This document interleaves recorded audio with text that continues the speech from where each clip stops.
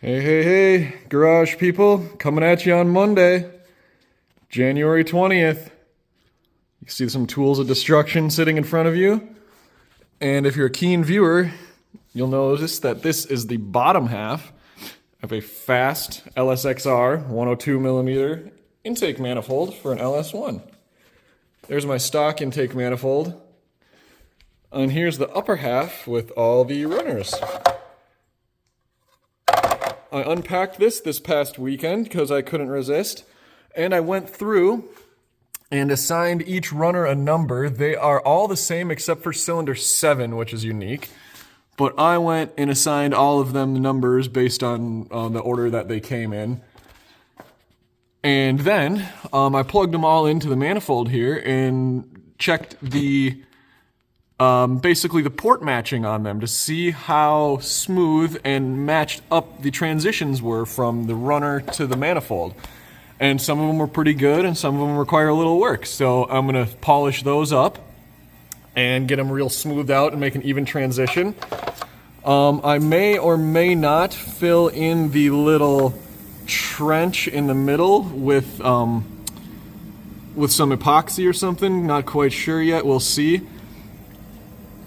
And then also, I'm going to port the runners in a similar fashion to this Corvette forums article that I've had saved for quite a while. So, it involves a lot of massaging the runners and some epoxy if need be. And this gentleman saw some really good results on a Z06 Corvette with an LS6, smoothing the intake floor a little bit, but the big deal is this.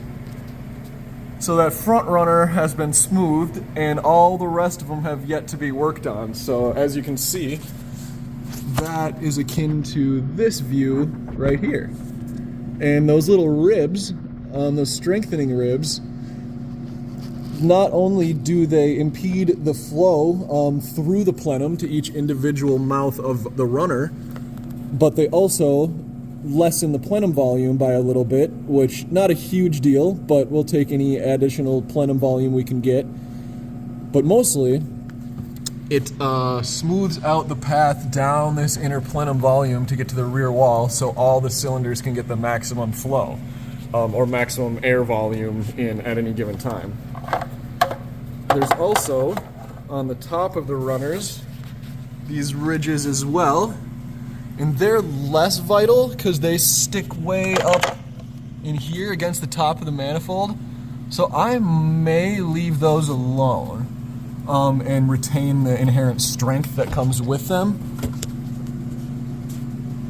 So yeah, you can see how they tuck up in there. So yeah, I think I'm not going to end up touching those, but we'll see. I'm definitely going to remove these lower ribs and then come at these bell mouths a little bit as well, and just try to open them up and smooth out the angle as much as possible.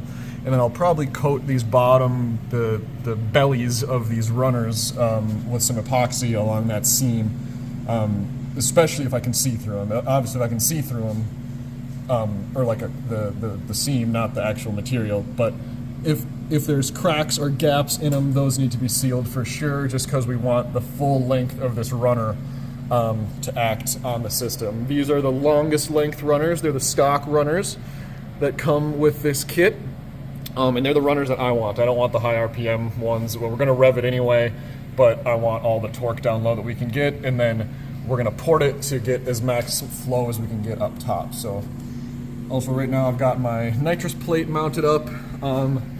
Was maybe going to do a little bit of massaging here around this tape line, but it's really smooth right now, so I think I probably just won't touch it. It looks really nice.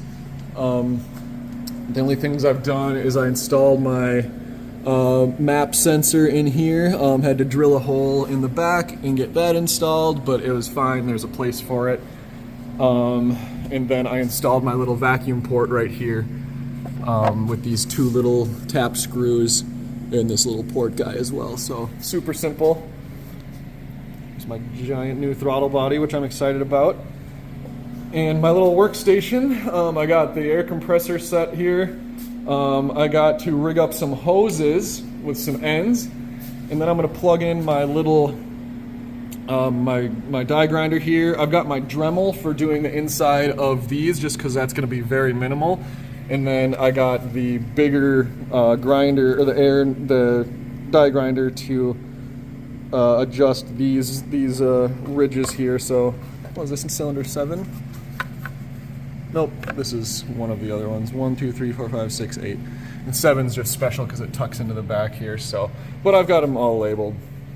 But in any case, I'm going to use these fittings plus this thread tape and rig up this hose to plug into this air compressor. And then I will use this vacuum in this clamp to evacuate the chips. Then I'll put the runner in the vise, and then I can sit right here and hold the tool and grind off the plastic or sand off, whatever. I think I'm going to set up my camera over here just to have a little time lapse of the porting process. Might be a little interesting to see me bopping around. As far as the bottom goes, I may just polish down some of these castings, but I don't know. It's pretty dang good, and it's going to be better than this intake regardless. So all these matched up really well. I don't know if I'll try to polish down these or not, to just try to get them thinner, but I like how strong they are right now, so I think I'll probably just end up leaving them. But in any case, I'm going to get my station set up, and I'll come back to you guys either with a time lapse or with some results of some ported runners. Yeah, good stuff. We'll go from there.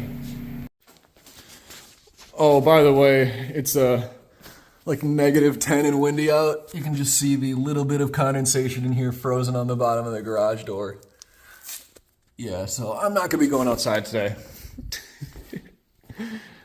Thank you, heater. All right, ladies and gentlemen, porting bench is all set up.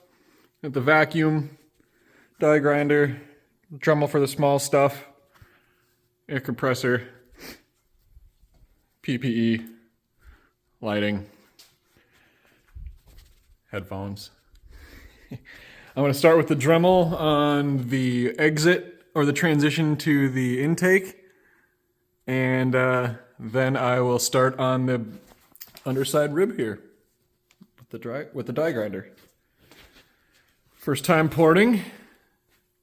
Wish me luck. Woo!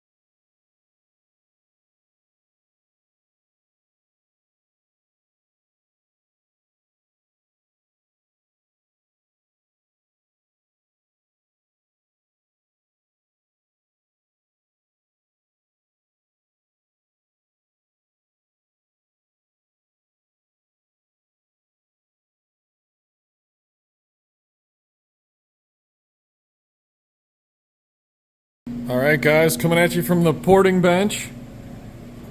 I got my carbide burr here. It's my finishing sander drum on there. Little Dremel, some polishers. But yeah, here we are. So we got one done.